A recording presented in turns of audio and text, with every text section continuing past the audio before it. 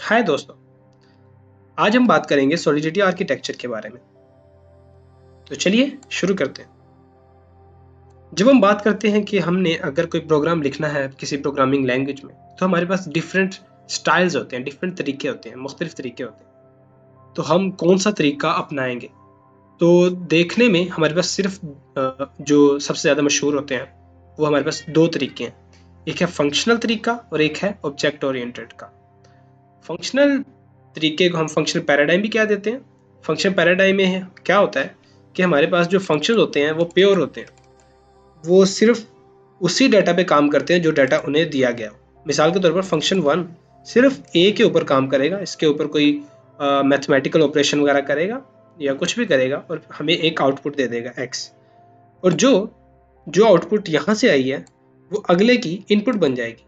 यहाँ input A थी, ये भी कहीं से आई थी, और यहाँ इनपुट है एक्स।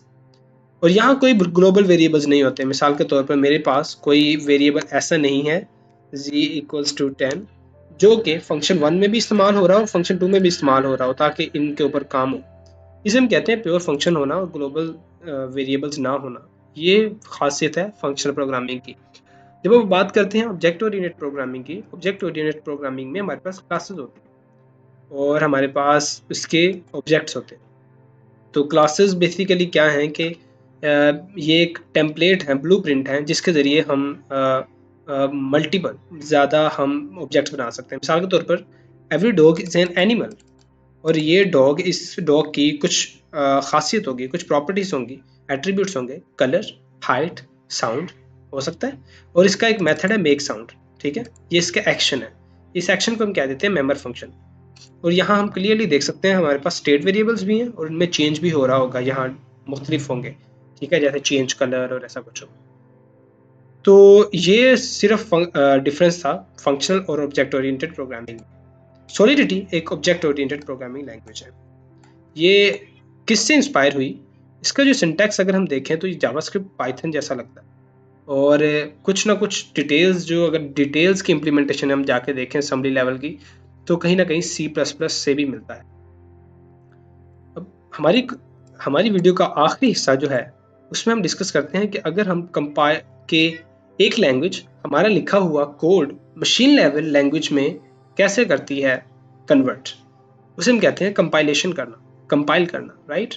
तो उसके मुताबिक भी, उसकी बेस पे भी हम लैंग्वेजेस को दो हिस्सों में डिवाइड कर सकते हैं। एक है डायनामिकली टाइप लैंग्वेजेस और दूसरी है statically type languages. Dynamical type languages में हमारे पास जो डाटा टाइप्स हैं वेरिएबल्स की, वो हमें शुरू में नहीं पता होती। वो कुछ भी हो सकती है, एक स्ट्रिंग हो सकती है, एक इंटीजर हो सकता है, कुछ भी हो सकता है।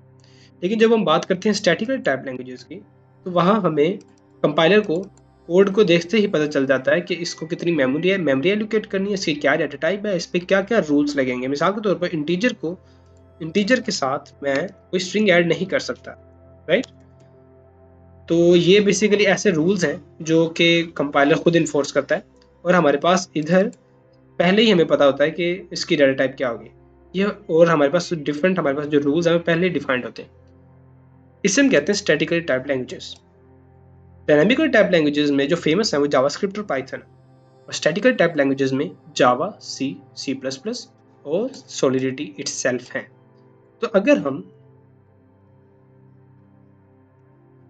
हम इसे जूम आउट करें हमारे पूरे लेक्चर को, तो हम एक फ्रेज में हम इसे समरी दे सकते हैं इसकी। तो हम ये कह सकते हैं कि सॉलिडिटी एक ऑब्जेक्ट ओरिएंटेड प्रोग्रामिंग लैंग्वेज है जिसमें क्लासेस और ऑब्जेक्ट्स की तरह सब कुछ डील किया जाता है, जिसने अपनी इंस्पिरेशन जावास्क्रिप्ट, पाइथन और C++ से ली, और ये स्टैटिकल टाइप्ड है, मतलब रूल्स वगैरह पहले ही डिफाइन हो जाते हैं सोर्स कोड देखते ही।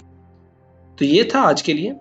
अब नेक्स्ट वीडियो में हम बात करेंगे कि एक स्मार्ट कॉन्ट्रैक्ट क्या होता है, और सॉलिडिटी में स्मार्ट कॉन्ट्रैक्ट्स का लाइफ साइकिल क्या होता है, लिखने से लेके डिप्लॉयमेंट तक। तो चलिए फिर मिलते हैं इंशाल्लाह नेक्स्ट वीडियो में। तब तक अपना ख्याल रखें। Bye bye.